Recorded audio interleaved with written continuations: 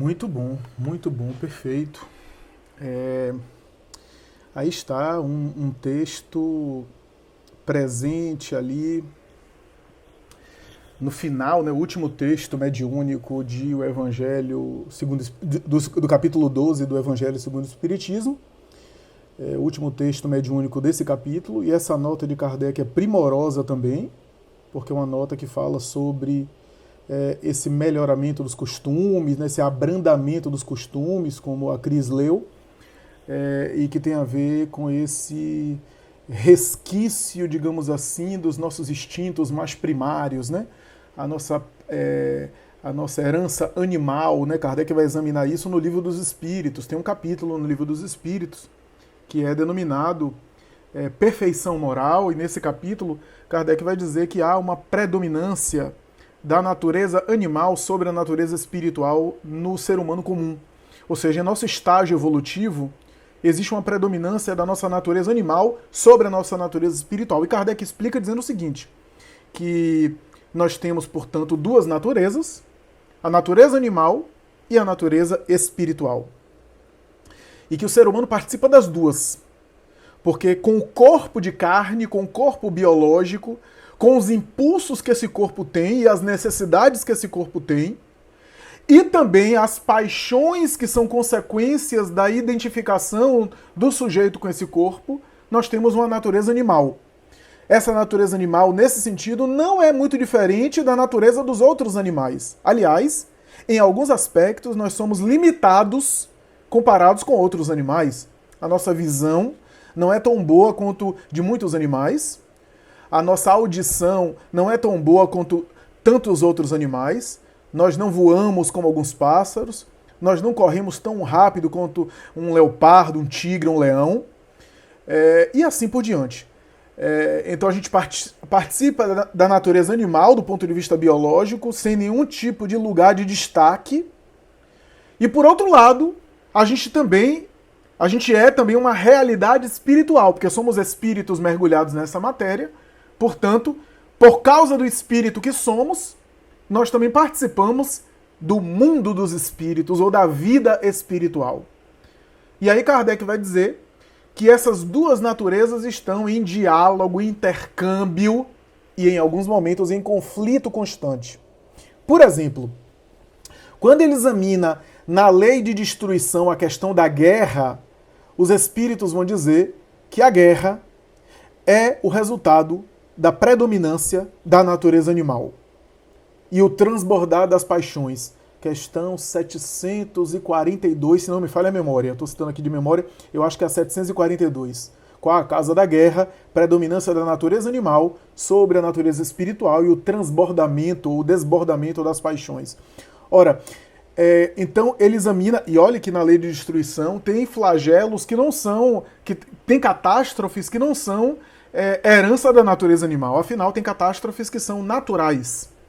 Catástrofes que são de natureza coletiva, que são erupção vulcânica, mas a guerra já é o resultado desse instinto básico, esses instintos mais primários.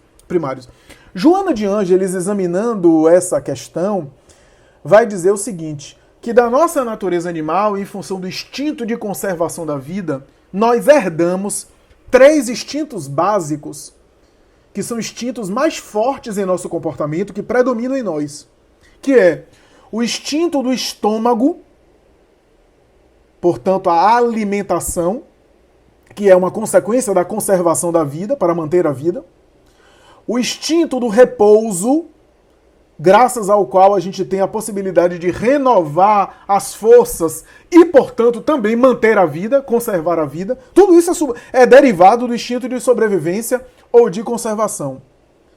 E o instinto do sexo, que é o instinto de procriação, que é também para manter a vida, através da perpetuação da vida, da manutenção da vida através da reprodução sexual.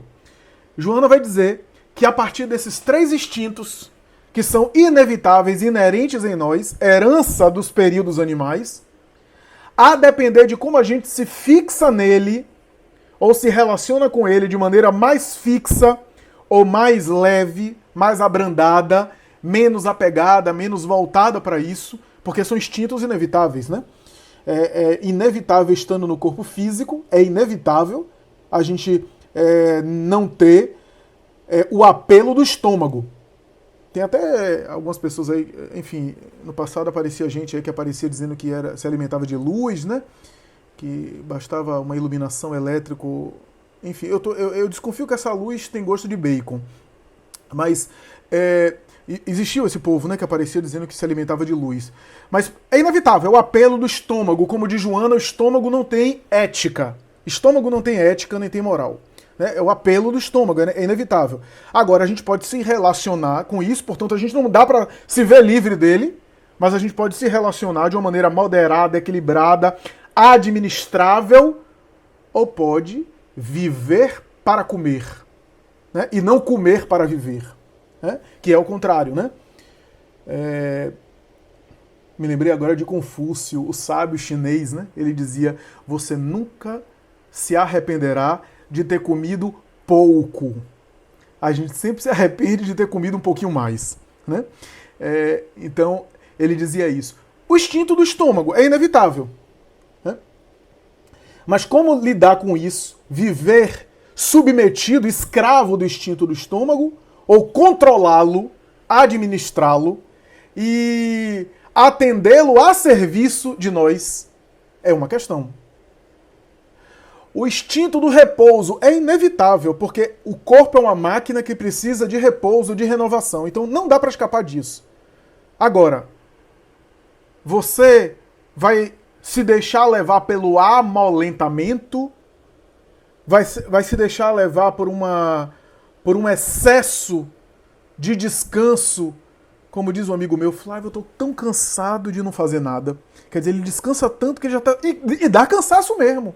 A ociosidade cansa a gente fica cansado de não fazer nada, né? Então, esse não é o ócio criativo que um autor aí de comportamento lançou um livro, né? Esse é um outro ócio, né? É o vício da preguiça, né? Até na Igreja Católica a preguiça é um dos pecados capitais, né? A indolência, como se dizia no passado, né? Indolência, o amolentamento, né? Ou assídia, né? Expressão da tradição católica, né? Assídia ou assédia, né? Preguiça, amolentamento, né?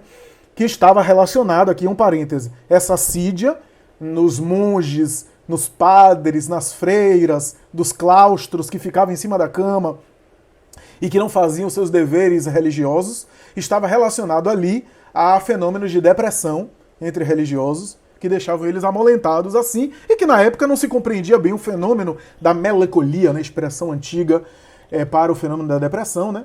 Depressão era chamada de melancolia no passado, né? O próprio São Tomás de Aquino escreve sobre isso. Então o repouso é inevitável, mas como é que eu lido com essa renovação de forças? Como é que eu lido com esse repouso? Eu vivo para descansar? Eu vivo para dormir em excesso e perder a noção da realidade? Porque também o sono pode ser um vício, pode ser um mecanismo de fuga. Eu posso utilizar um sono para me dopar toda hora e dormir, para não enfrentar os desafios da vida. Há quem faça isso, né? E essa indolência faz a gente procrastinar compromissos, jogar para frente, perder a referência, perder o parâmetro e até se alienar, né? Tem uma mensagem de Joana de Ângeles no livro Espírito e Vida. Eu acho que a mensagem se chama... Eu não vou lembrar o nome da mensagem, né? Eu acho que é o sono inimigo. Não tenho certeza. O sono inimigo. Ela vai dizer isso. Que as pessoas começam a se amolentar, começam a ter o hábito de, em qualquer situação, a pessoa simplesmente perde a consciência. Aliás, até no meio espírita. Eu falei na semana passada, muita gente achou graça, né? Que eu começo a falar no evangelho, começo a fazer a palestra, e tem gente que dorme na primeira fila, a fila do gargarejo. E depois agradece, dizendo que foi ótimo, né? Certa vez uma pessoa disse isso para mim: olha, é porque você é um palestrante que assim, quando dispara, aí eu durmo com a beleza. Aqueles palestrantes que ficam assim, eu não consigo dormir, porque quando vai dormir, ele muda de tom de voz. Quando você descarrega, fala sem parar. Quer dizer, minha palestra era sonoterapêutico. E aos espíritas, que eu chamo de perispíritas, Não é nem espírita inteiro, é espírita pela metade, porque tem uns espíritas de porco que querem dizer o seguinte, olha o que eles dizem. Não, sabe o que é? É que eu estava acompanhando a palestra fora do corpo, desdobrado, porque eu estava trabalhando. Ah, desculpa. Até na mediúnica, porque na mediúnica tem aquela luzinha suave, né? E muitos companheiros... Não, Flávio, eu estava aqui, eu estava participando da mediúnica desdobrado, fora do corpo. E eu digo, deixe para ficar desdobrado na cama, que tem 8 horas para você desdobrar. Aqui fique alerta mesmo. E aí Joana alerta para isso. Que isso vai tomando conta da pessoa, que qualquer coisa para parar é um filme, é uma leitura, é uma palestra, é uma coisa edificante, aí a pessoa desinteressa. Eu vejo muita gente dizendo, eu pego o livro espírita para ler, o obsessor me pega e eu durmo. Agora ninguém dorme contando dinheiro. Ninguém dorme escrevendo a carta pra namorado, assistindo uns filmes aí, aqueles filmes bem excitantes. Eu nunca vi ninguém dormindo. Agora, para ler um livro espírita, dorme. Tem a ver com os nossos interesses também, com aquilo que a gente se interessa em focalizar, né? Então nós temos, portanto, esses prazeres. E o prazer do sexo. Que mesmo não usando a função sexual, eu posso ser celibatário, eu posso estar em abstinência sexual, eu sou influenciado pelo libido. O mínimo de teoria freudiana vai constatar isso, mesmo que a pessoa não seja especialista em psicanálise, vai perceber que a libido está o tempo todo afetando a nossa vida. Mesmo que não seja para a prática da coabitação sexual, a prática sexual no sentido genital, mas a libido está influenciando a gente o tempo todo. Nós somos criaturas dotadas de um corpo físico que tem impulsos sexuais. Então, mesmo que a gente não esteja fazendo o exercício do sexo. Então esses 3 instintos. O que Joana vai dizer é o seguinte, que a depender de como eu lido com isso, a depender como eu administro essas funções básicas, a partir desses instintos, eu posso ter um outro instinto derivado desses, mal administrados, que é o instinto da agressividade, que é o instinto da destruição, que é o instinto da reação. E aí, ela fala sobre essa questão que está presente nesse tema do duelo. O duelo, aqui colocado, Flávio, mas não está ultrapassado não? Mais ou menos. Está ultrapassado no sentido como era o duelo na época de Allan Kardec. No século XIX em que Kardec viveu, ainda havia o duelo de espadas. Tá? Então, se alguém desafiasse outro, era uma honra o outro homem, era uma questão de honra, o outro homem aceitar o desafio. E em alguns casos estava previsto na legislação. O vencedor da batalha não era punido. Não era homicídio pela legislação. Não era um crime contra a vida.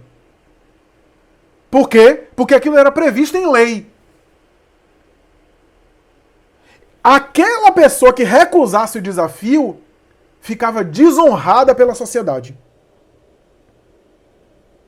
Quase sempre aquele que desafiava era alguém que já estava com a honra agredida e para lavar essa honra tinha que lavar com o sangue do seu adversário. Essa é a mentalidade. O adversário que era desafiado, se não aceitasse, era visto como covarde. Então veja, uma cultura que estimulava isso. Por isso Allan Kardec vai dizer que isso é resquício bárbaro, que isso daí vai fazer parte dos livros de história, vai desaparecer. Vai desaparecer. E Santo Agostinho coloca de maneira muito interessante quando ele vai dizer o seguinte: tem o duelista de sangue quente, que expõe a sua vida em risco, e tem o duelista a sangue frio, aquele que calcula para matar o seu adversário. E aí é interessante porque, a depender da situação, alguém que sabe que vai perder o duelo e só por uma questão de orgulho não recusa o duelo, não recusa o desafio, essa pessoa está expondo a própria vida física, ela, portanto, tem uma responsabilidade de suicídio. Porque ela está jogando fora a vida física dela por motivos fúteis, do ponto de vista espiritual.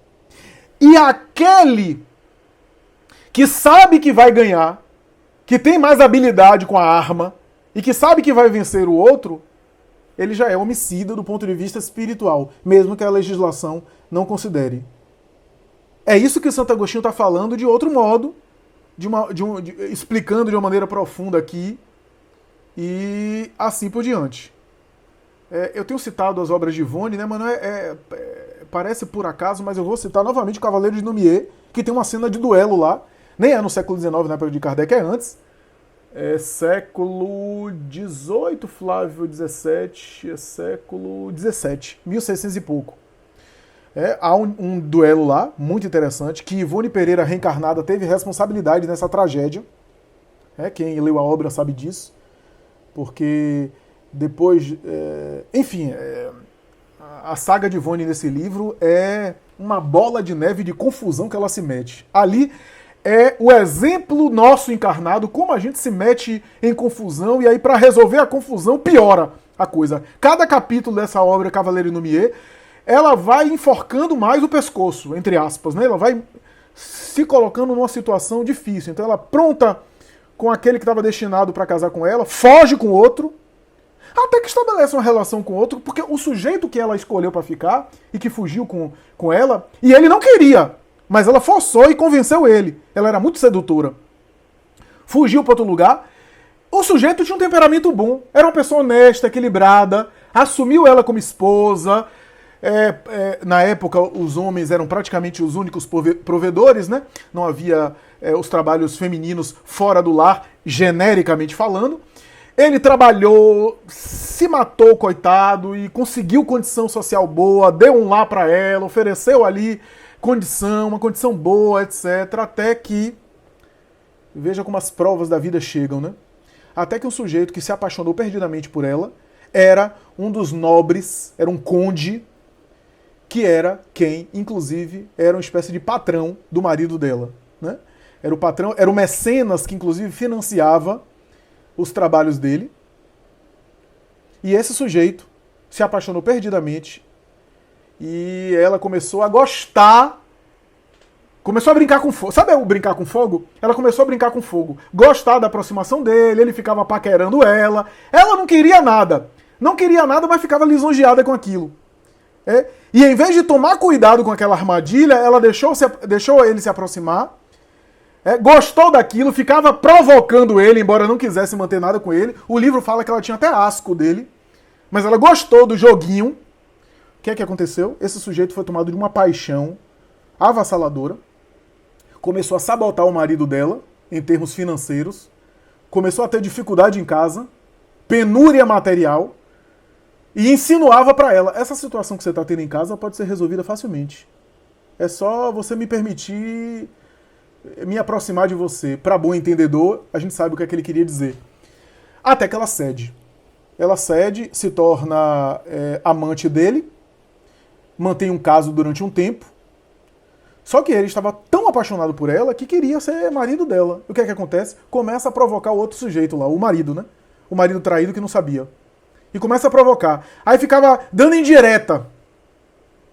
E esse conde era extremamente hábil na espada e nas armas. Aí provocava.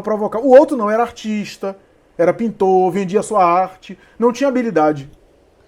E aí, Cavaleiro de Lumière é o segundo livro da trilogia, Ivone.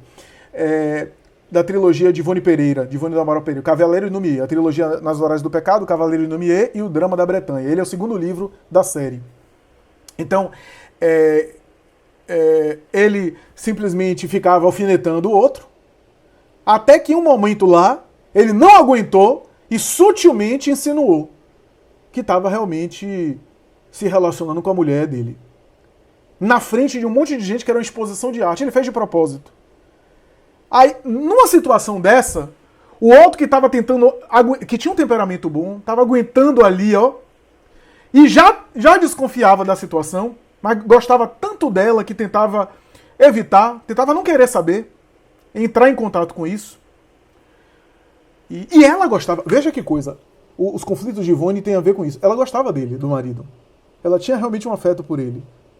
Mas era uma pessoa que tinha muitos conflitos. Amava ele realmente.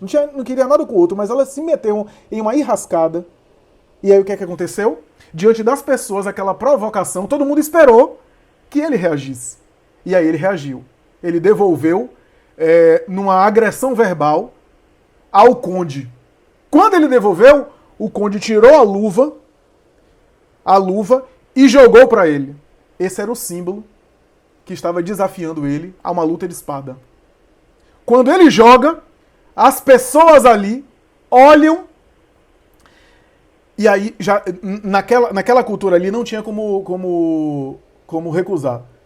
Porque como ele havia provocado, como ele havia respondido à provocação numa agressão, estava no dever do conde, que se sentiu humilhado, e era isso que ele queria, pegar a luva, tirar, jogar. Então, proponho. E aí o conde jogou a luva e já foi saindo. Foi saindo para o local do duelo. E as pessoas ficaram ali olhando, e ele, o marido dela, o marido de Berthe de Somerville, o nome de Yvonne naquela encarnação, percebeu que estava morto, né, que ia morrer. Só para você ver como era a cultura. Foi marcado no final da tarde daquele dia, as pessoas que presenciaram o evento ficaram na porta da casa dele esperando dar o horário para pegar ele, porque se ele não quisesse, ia levá-lo à força. Olha a cultura da época do duelo. E ele foi levado. Foi colocado. Ela assiste em lágrimas. E ele morre. Morre de uma maneira... O conde dançou na frente dele, era hábil com a espada, e matou ele de uma forma a humilhá-lo diante de todo mundo. Não matou apenas... não apenas venceu a batalha, mas humilhou ele de tudo que é jeito. Humilhou de tal forma que tirou a espada dele, deixou ele no chão, para depois dar o golpe final. Então aquilo foi humilhante. Mas a gente vai ver que nessa situação, aquele sujeito desencarna melhor. Louis de Stanisburg, o nome dele. Reencarna melhor, ou desencarna melhor. É amparado pela sua mãezinha desencarnada, é recebido no plano espiritual, por conta de todo o conjunto da obra e da dedicação dele. Ele foi intempestivo, foi cabeça quente de aceitar o duelo, mas também não tinha como correr muito naquela situação. Mas o outro que armou tudo isso, esse sim desencarnou mal. Esse sim depois vai enfrentar a própria consciência e os males que ele praticou. Inclusive com essa prova, o marido de Berthe acaba desencarnando muito bem, acaba inclusive resgatando o erro de ter fugido com ela, para ficar com ela, em detrimento do seu irmão de consideração, porque a princípio ela era prometida para se casar com seu irmão de consideração, que acabou cometendo suicídio por causa dessa fuga, porque ela fugiu. Então, nós vimos ali o duelo, os reflexos desse duelo. Aí você vai me dizer, mas Flávio, nem existe mais esse duelo de espada, essa mensagem então está ultrapassada. Depende de como a gente entende. Não há mais o duelo da espada, mas há os duelos verbais, há os duelos por WhatsApp hoje. Tem gente que está sem falar com outro, a gente comentou isso na última reunião nossa, né? Tem gente que tá sem falar com parente desde as eleições de 2018. Tem gente tomando remédio psiquiátrico por conta de grupo que se desfez em WhatsApp. Tem gente numa briga de foice no Instagram, sendo bloqueado e assim por diante. Botando história agressiva e marcando o sujeito que quer agredir. É um negócio interessante. São os duelos. Os duelos digitais. Que, aliás, é consequência dos duelos mentais. Os nossos duelos psíquicos. As nossas brigas mentais que a gente estabelece. Esses duelos existem. A gente está o tempo todo cultivando isso. Antipatia, animosidade, hostilidade. Aí basta alguém provocar, a gente já estava alimentando aquilo, a gente reage. Porque não tivemos vida interior, não tivemos o cuidado de fazer reflexões, de apaziguar o nosso mundo íntimo para quando formos provocados, reagirmos bem. Reagirmos bem. Então, cuidemos, porque agora quando a nossa vida pessoal está ainda mais exposta em função das redes sociais, não estou dizendo que todo mundo, mas a grande maioria das pessoas, até porque algumas pessoas trabalham e hoje algumas pessoas para trabalhar, a depender do trabalho, precisam produzir conteúdo e se tornar visíveis no ecossistema virtual. Aqueles que têm um trabalho das gerações anteriores e que estão aposentados estão livres disso, graças a Deus. Mas o povo de 20 anos para baixo, eu diria até de 35 anos para baixo, na maioria das carreiras, não dá para escapar disso. E de alguma forma, mesmo que não exponha muito a vida privada nas redes sociais, ainda assim expõe alguma coisa. Talvez não exponha intimidade, mas tem algo da privacidade que acaba aparecendo. E a vida digital hoje é uma espécie de extensão. Ainda que tenha muita mentira, mas na vida presencial também tem muita mentira. Né? Da minha vida pessoal, da nossa vida pessoal. Então, o que fazer em relação a isso? Né? Cuidemos. Cuidemos porque a gente pode ser provocado, não agora com espada no meio da rua, em praça pública, mas provocado em uma mensagem, provocado em uma publicação, provocado em uma coisa lá de um político que eu não gosto, ou do partido que eu não simpatizo. Aí eu pego o ar, como se diz, ajo com fígado, para depois me arrepender profundamente. Me arrepender profundamente. Porque depois do estardalhaço que eu fiz, eu disse, ih, rapaz, que vergonha. E às vezes isso é ao vivo, numa live. Eu vi outro dia 2 criaturas brigando numa live por causa de negócio de política. Não tinha nada a ver o assunto da live com política e entrou. Então, cuidemos disso. Temos que agir com menos paixão política, paixão religiosa. No Raciocínios Espíritas eu recebo muitas provocações. Provocação de materialista, provocação de ateus, provocação dos nossos irmãos evangélicos, não todos, há muitos irmãos evangélicos amorosíssimos, mas alguns que estão dizendo que eu vou pro inferno, que a gente tá tudo condenado pelo diabo, eu não sei como é que sabem, devem ser procuradores diretos do demônio, então sabem que eu tô condenado pro inferno, né, em função do demônio, etc. Então, cuidemos para não entrar nessas provocações. Né? Kardec tem um texto na Revista Espírita que ele vai dizer o seguinte, o texto é A Polêmica Espírita, é super interessante esse texto.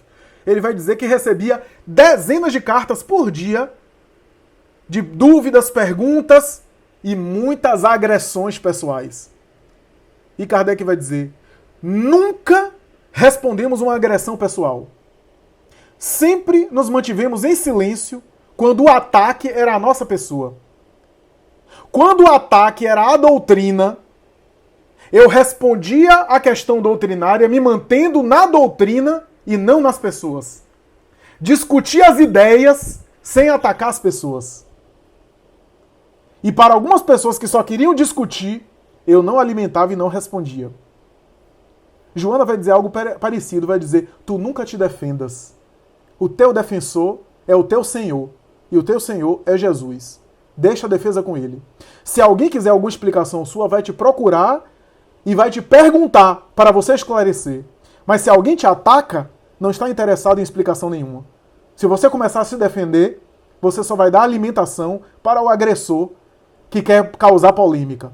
Não te defendas, não te justifiques, permaneças fiel ao trabalho, trabalhando, serviço no bem e não respondendo aos agressores que querem polêmica. Porque toda pessoa que se arma para se defender também ataca. Também ataca. Então tenhamos cuidado, porque hoje os duelos são verbais, são digitais, são duelos emocionais que estão presentes o tempo todo. Estão aí constantemente, o tempo todo, fluindo nas mídias digitais, nos nossos relacionamentos, nas nossas interações.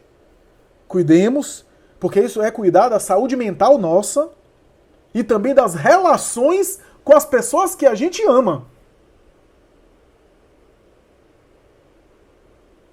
Para não fazer um mau negócio de, em função de diferenças religiosas, políticas ou sociais, a gente acabar fraturando, às vezes para sempre, um relacionamento de afeto, um relacionamento importante para a nossa vida, né?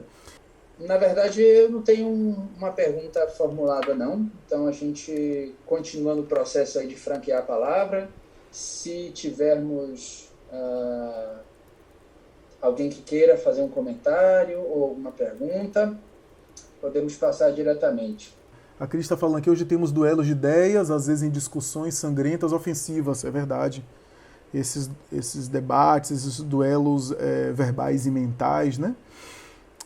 E o choque das ideias que eu me referi, né, de um texto de Kardec na semana passada, eu me referi a esse choque de ideias, né, que a gente está tendo, próprio de transições planetárias, né, como é o caso do que está acontecendo agora em nosso estágio atual, em nosso momento atual do planeta, né?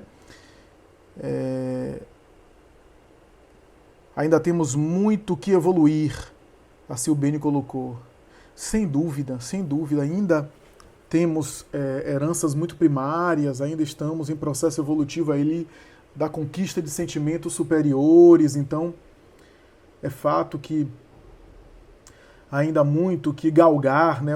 Ainda muito o que conquistar em termos de processo evolutivo, né? Estamos ainda nessa fase aí da transição entre o intelecto avançado, a tecnologia de ponta e os sentimentos ainda, alguns bárbaros, alguns primários, alguns instintivos. Essa dualidade que a gente está vendo, né? O avanço intelectual impressionante, mas o moral não acompanhando totalmente, né? O emocional ainda com vestígios de barbárie, ainda infantil em alguns momentos, que é a grande conquista. São essas conquistas agora morais, emocionais e assim por diante. Na verdade, eu estava pensando, quando você se referiu ao exemplo do duelo entre os personagens, né, do livro de Ivone, como é difícil para a gente, né, na verdade, abdicar um pouco do nosso próprio ego, se pensar na situação desse indivíduo que foi profundamente humilhado pela situação e ainda foi humilhado na sua própria morte, na verdade, né? E é isso, como, na verdade, isso é uma ilustração de um processo que a gente pode transferi-lo para outras áreas de nossa vida, e a gente observa como... eu acho isso, né? Como o ego da gente às vezes atrapalha nesses processos e como isso é tão humano ao mesmo tempo, né? Perfeito, Daniel. Isso é super interessante, né? Porque a proposta do Evangelho não é o convite à humanidade naquilo que o humano tem mais de humano, né? Eu tô até aqui me referindo a uma expressão de Nietzsche, né? Humano demasiado humano. Porque quando a gente fala em humanidade, a humanidade é uma gama, né? Uma paleta, é um espectro de vários comportamentos, né? Então, quando a gente fala da nossa humanidade, a gente está falando de paixões, mas também está falando de sentimentos bons, sentimentos humanos, né? Então, o Evangelho nos convida a desenvolver o humano que a gente tem de melhor, aquilo que tem de melhor no humano, mas ir além do humano, né?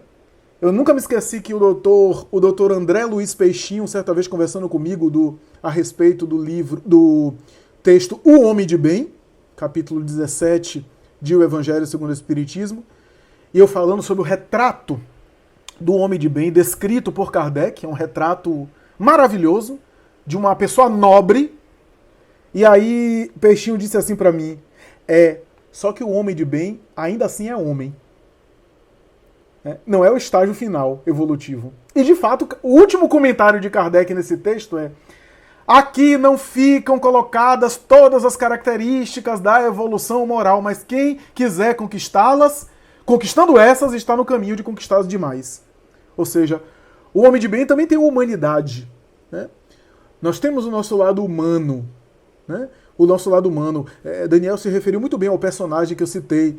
Ele foi humilhado, né? Aliás, o resgate de alguns equívocos que ele cometeu se deu por conta dessas humilhações. E por isso que ele, inclusive, avançou espiritualmente ao chegar no plano espiritual. Por conta dessas humilhações, né? Dessa dor moral que ele experimentou, inclusive no final da vida, e desencarna bem. Desencarna bem, apesar de ter reagido ao duelo, correspondendo ao duelo, mas estava dentro de uma conjuntura que aquilo foi considerada, né?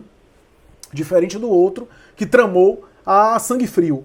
Ele tramou isso a sangue frio, e assim por diante. Então, nós temos o nosso lado humano, nós temos o lado de reagir, nós temos o lado de pensar em justiça quando ficamos indignados. A indignação é um sentimento humano, compreensível, mas temos que dosar, porque essa indignação pode ser uma má conselheira, porque na indignação de fazer justiça, a gente pode fazer a vingança. Quantas vezes, em nome da justiça, a gente, na verdade, se vingou? Então, não é à toa que Jesus vai falar: se a vossa justiça não for maior do que a justiça dos fariseus, não entrareis no reino dos céus. Então, não pode ser essa justiça humana. Então, é claro que tem o lado humano nobre, humanitário, altruísta, e o lado humano, que é o nosso lado humano egóico, né? Que é compreensível. É o nosso lado humano que de vez em quando a gente se desestabiliza. Agora, é diferente eu me desestabilizar e compreender que é o meu lado humano, compreender que de vez em quando eu vou cair, mas o mais importante não é cair. O mais importante é não ficar no chão. Eu caio, erro, mas eu volto e tento corrigir, insisto novamente, tento melhorar, porque a evolução moral é feita disso. Então, eu sou humano, e aí distrato todo mundo e não me esforço por melhorar, porque eu sou humano e saio por aí tratando todo mundo mal. Também não é assim também. É o meu lado humano, ok. Mas Raul Teixeira tem um pensamento que ele fala, que acha muito interessante. Ele diz que certa vez ele cometeu um deslize, né? E aí ele disse para o espírito benfeitor que ele era imperfeito, né? Então ele erra porque ele era imperfeito. E aí o espírito Camilo disse: não, é o contrário, meu filho. Você não erra porque você é imperfeito. Você é imperfeito porque erra. No momento que você consertar o erro, você já não vai ser mais imperfeito. Olha a proposta do guia espiritual. Esses guias não são brincadeira, né? Eu sempre digo isso. Não dê muita ousadia para os guias, porque eles jogam duro com a gente. Austeros, né? Disciplinados. Bom, enfim, tem gente que diz que o guia fica aplaudindo, fica elogiando, falando que a pessoa é missionária. Os guias que já se manifestaram comigo nunca me deram uma colher de chá. Nunca passaram a mão pela minha cabeça. Muito pelo contrário. Certa vez um guia desse disse assim: olha, os equívocos são seus. Assuma. Quando você tiver algum equívoco em palestra, em atividade doutrinária, assuma. Agora, os acertos, transfira para os bons espíritos que te inspiram. Olha só, então os erros sempre ficam comigo. Agora, os acertos são deles. Né? Que negócio bonito, né? Então, os guias são assim. Mas, enfim, é verdade. É o nosso lado humano. Nós temos o nosso lado humano. Mas tem um lado humano que até Jesus o tinha. Jesus chorou quando soube que João Batista foi degolado. Jesus se compadeceu diante da massa ignorante. Olhava com melancolia. Diz o Evangelho. Esse é o lado humano do Cristo. Que pegava a criança e colocava no colo. Que conversava e dava atenção às criancinhas. Então, esse é o lado humano do Cristo. Esse é o lado da humanidade do Cristo. Agora, aquilo da nossa humanidade, ele já não tinha. Né? A humanidade, as características nossas humanas, de destempero, etc., aí ele já tinha superado isso, ele já estava em outro estágio. Né? Tanto é quando estavam discutindo, né, os fariseus estavam discutindo se ele era ou não era filho de Abraão. Né? Ser filho de Abraão é ser pertencente à raça e à tradição judaica. Né? Ser filho de Abraão seria seguidor da lei. Né? É uma expressão idiomática. Né? Então, se ele era ou não era filho de Abraão, porque Abraão é o primeiro dos patriarcas. E quanto mais o patriarca é velho, mais antigo, mais importante do que o outro patriarca que chega depois. Né? A cultura patriarcal sempre valoriza o mais velho. E o Abraão foi o primeiro de todos os patriarcas. Então, estava perguntando se Jesus era ou não era filho de Abraão. Aí ele respondeu assim: antes que Abraão fosse, eu já era.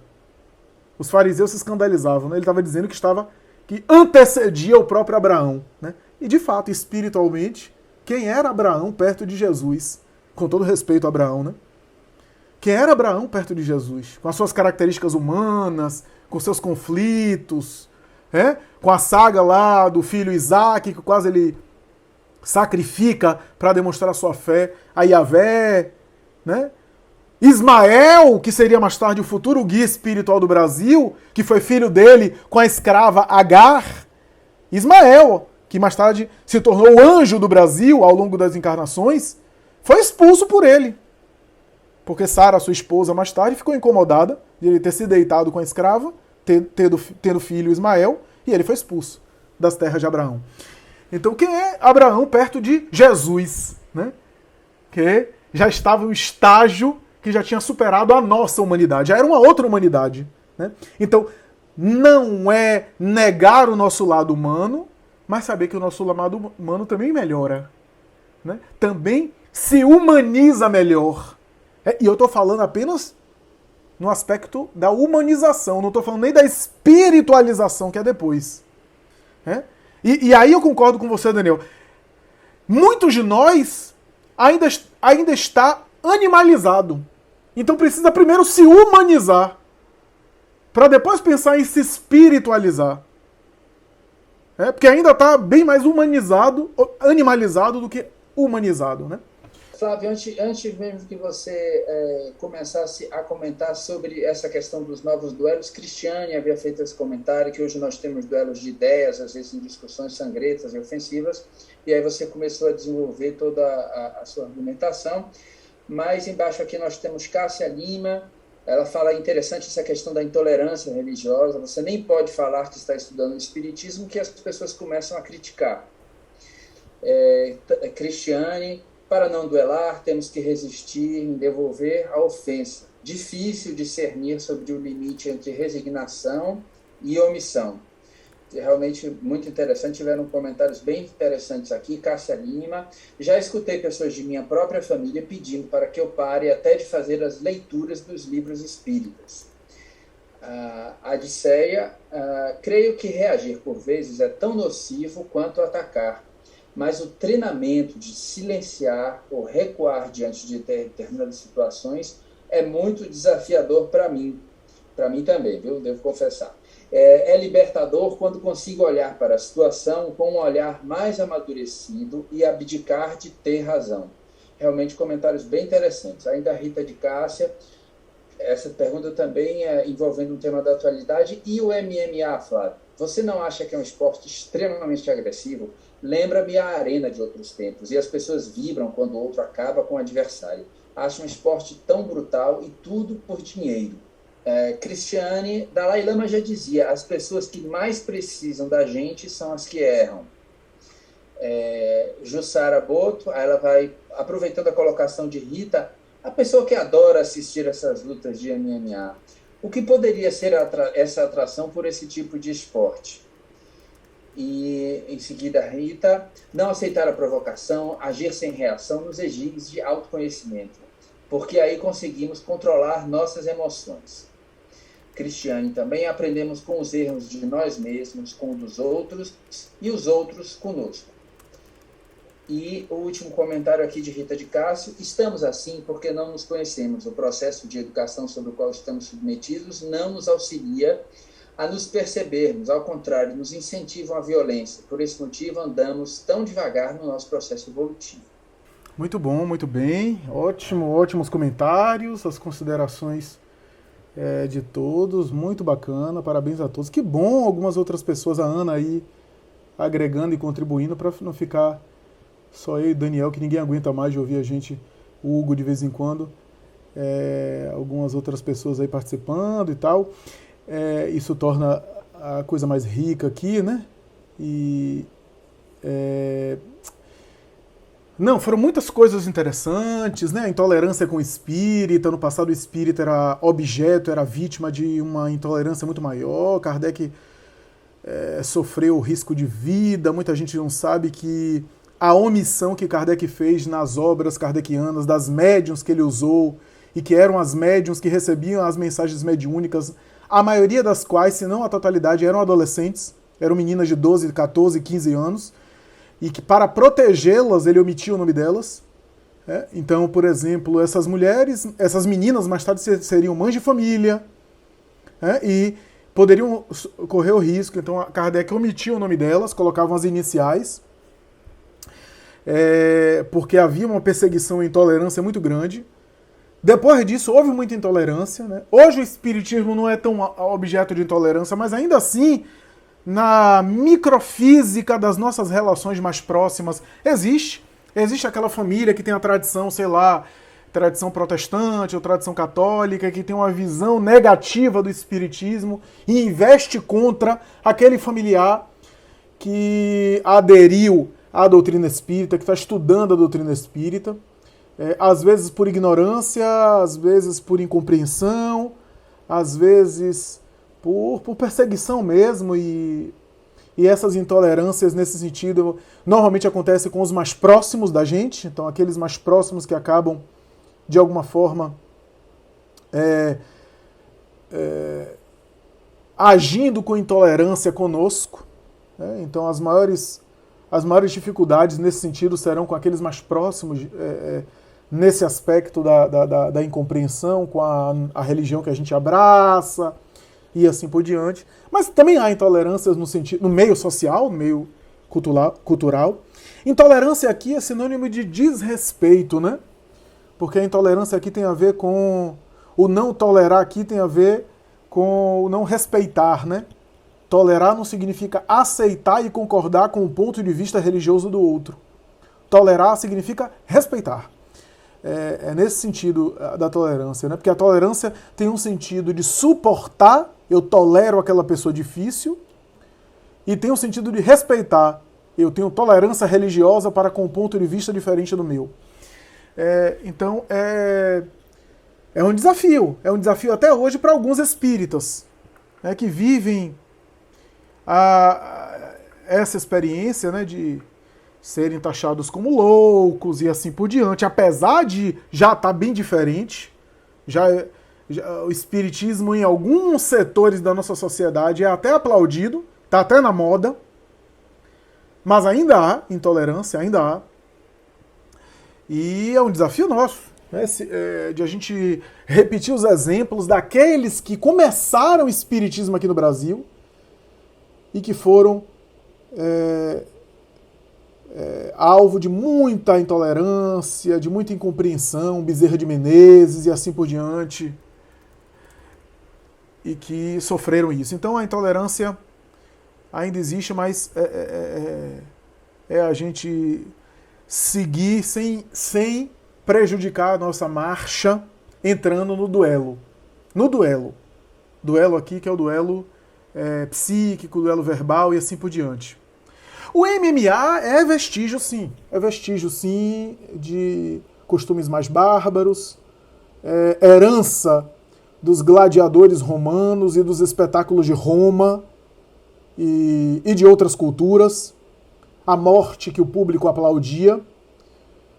Falou aí que tudo isso por causa do dinheiro. Inclusive o dinheiro que movimenta, porque não haveria essa estrutura toda de visibilidade, de brilho entre aspas, no sentido aqui midiático, se não houvesse quem comprasse. Se não houvesse quem comprasse, se não existisse aqueles que compram isso, pela audiência, pelos ingressos, você assistir a alguém que está no chão e o outro chuta a cabeça do outro. Mas isso só se mantém porque isso é financiado, porque tem gente que assiste, que a gente gosta ainda. Então, eu não criticaria muito a mídia, porque a mídia sobrevive disso, a mídia quer lucro. Se um dia a gente der audiência a coisas do bem edificantes, a mídia muda. Porque a mídia está atrás de lucro. Como dá lucro isso, como dá dinheiro, não é à toa que esses lutadores ganham muito bem. ganham muito bem, têm uma preparação física. Como isso é valorizado, nós valorizamos isso, reverte em dinheiro para eles.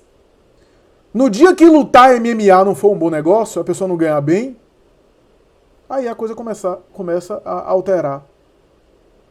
Porque não há mais investimento, né? Então, existe isso daí, né? É um vestígio mesmo, é um vestígio primitivo e assim por diante. Um dos comentários falou sobre reagir às provocações. É um desafio nosso. A nossa tendência é reagir. E a reação é mais do mundo animal. Pise na pata de um cão, ele pode reagir te mordendo. É automático. Reagir é fácil, porque é automático, é do instinto. Que nós também temos o instinto. Né? Agora, não reagir que é difícil. Sobrepor a reação a uma não reação nesse sentido é uma coragem muito maior. Em vez de ser covardia, né? Covarde não reagiu, é demonstrar um autodomínio muito maior. Não há mérito nenhum eu reagir. Reagir é dar vazão aos instintos. Agora, ter autodomínio, ter autocontrole. Não nos esqueçamos que o agressor está doente. Ele não está bem. Ninguém pode estar bem mentalmente agredindo outra pessoa. Então, se eu não reajo, por mais difícil que tenha sido, eu fico melhor. Eu posso até sentir o mal-estar do impulso agressivo que eu controlei naquele momento. Aí tem gente que diz, não, Flávio, eu tenho que reagir, eu tenho que dizer mas eu tenho que revidar, porque senão eu tenho um negócio. Tenha um negócio. Experimente ter um negócio. Não tem, não.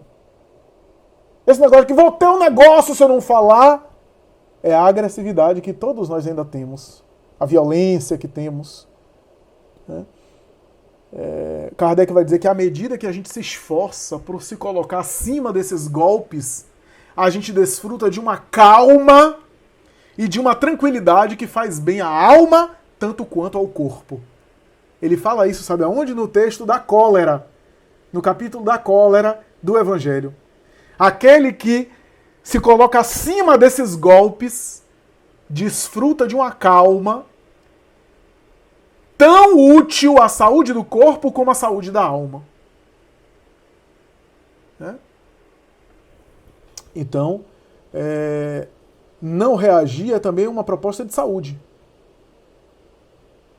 Saúde mental, saúde emocional, né? Neuma colocou umas coisas muito interessantes, a Eliane, mas os comentários são impecáveis. A Ana colocou também uma coisa muito interessante dessa nossa evolução, mesmo na nossa agressividade, a agressividade está sendo abrandada, é verdade. É verdade. A gente não duela com espada, duela no verbal, é melhor. Pelo menos a gente não ceifa a vida do outro. Né? Como eu costumo dizer, em vez da gente brigar com o vizinho, a gente bota os advogados para brigar. Já é um avanço. Não é o ideal, mas é um avanço, né? Aliás, a gente está num período que a gente judicializa tudo, né? Porque a gente não tem condição de resolver os mínimos conflitos. Então, se o vizinho coloca a música alta, a gente não consegue resolver esse conflito e aí para na audiência, onde o juiz é que vai resolver. Porque a gente não consegue resolver esses mínimos. Aí o judiciário está abarrotado e a gente não sabe, porque a justiça é lenta. Porque as pessoas não conseguem resolver um mínimo de conflito. Eu conheço pessoas que estão com 40, 50 processos judiciais. Uma pessoa que está com 50 processos judiciais, ela já mora no fórum. Não precisa nem dormir em casa. Agora, uma pessoa que está com 50 ações judiciais, como é que está a cabeça dessa pessoa, mentalmente? Brigando judicialmente em 50 processos. Tem mais processo que alguns juízes, essa pessoa. Só que o juiz trabalha com isso, né? Então, a gente já é um avanço. Melhor que matar o outro, a gente briga judicialmente. Né? Mas é aquela evolução que a gente vai chegar, de a gente perceber que a paz é um tesouro mais importante. E depois de uma explosão de cólera, ninguém fica bem.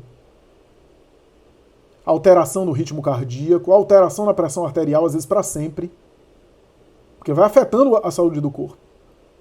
Né? E além das neurastenias, dos conflitos psíquicos que a gente vai instaurando, o hábito que fica, eu explodo agora, explodo amanhã, explodo depois de amanhã, daqui a pouco eu fico viciado em explodir. O que é que acontece? Com o tempo eu não vou achar graça em nada. Aquela pessoa que vive reclamando de tudo, que vive se queixando de tudo, uma hora nada agrada a ela. Alguém pode dar o mundo aos pés dela, ela não acha graça. Não fica satisfeita. Porque se viciou em reclamar, em se queixar, em achar tudo ruim, tudo tá sempre mal, as pessoas estão contra ela. Então, no fundo, tudo isso é benefício para a nossa saúde mental.